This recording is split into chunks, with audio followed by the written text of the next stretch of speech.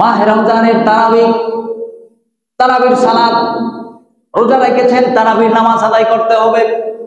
এই তারাবি হলো 20 রাকাত তারাবি। হাদিস শরীফের ভাষায়, স্পষ্ট ভাষায় 20 রাকাত তারাবির কথা বর্ণনা করা হয়েছে।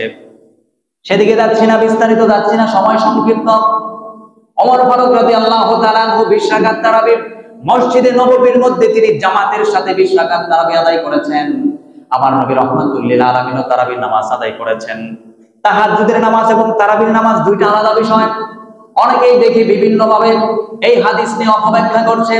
তাহাজ্জুদের হাদিস এনে তারাবির মধ্যে ঢুকিয়ে দিচ্ছে, বলতেছে নবী রাহমাতুল লিল আলামিন 8 রাকাত তারাবি করেছেন, 12 রাকাত তারাবি করেছেন।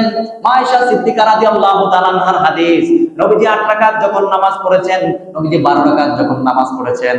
অন্যান্য মাসেও নবীজি 8 রাকাত পড়েছেন, 12 রাকাত পড়েছেন। তাহলে অন্য মাসে তো তারাবি ছিল না, রমজান মাসে কেন নবী 8 রাকাত পড়লেন? ওই হাদিস দ্বারা বিশ্লেষণ করলে বোঝা যায় রমজানের আগে নবীজি 8 রাকাত পড়েছেন, 12 রাকাত পড়েছেন, সেটা ছিল তাহাজ্জুদের নামাজ। তাহলে রমজান মাসে কি নবীজি তাহাজ্জুদ পরিত্যাগ করেছেন? না, নবীজি তাহাজ্জুদ নামাজ পরিত্যাগ করেন নাই।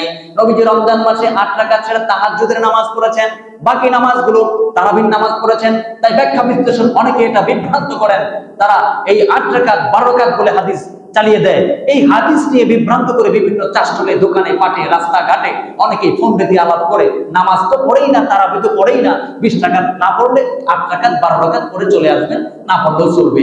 এই ধরনের কিছু চাষটল মার্কা মুফতি আছে, বিভিন্ন জায়গায় বসে বসে এই ধরনের গুজব তত্ত্ব ছড়ায়। এদের থেকে দূরে থাকবেন। তারাবির নামাজ 20 রাকাত সুন্নাত, দলিল, ডকুমেন্টস, প্রমাণ রয়েছে, যার প্রয়োজন এসে দিয়ে যাবেন। সুতরাং বিভ্রান্ত, কটূক্তিমূলক এই ধরনের গুজব কথা ছড়াবেন না। 20 রাকাত তারাবি পড়বেন, হাদিসে পাকের ঘোষণা অনুযায়ী নবীকে অনুসরণ করবেন, নবীর সাহাবেদেরকে অনুসরণ করবেন, ওমর ফারুক আযম রাদিয়াল্লাহু তাআলা হাদিস অনুসরণ করবেন। আমরা জান্নাতে যাওয়ার জন্য আমাদের রাস্তাগুলো সুগম হয়ে যাবে। সুবহান।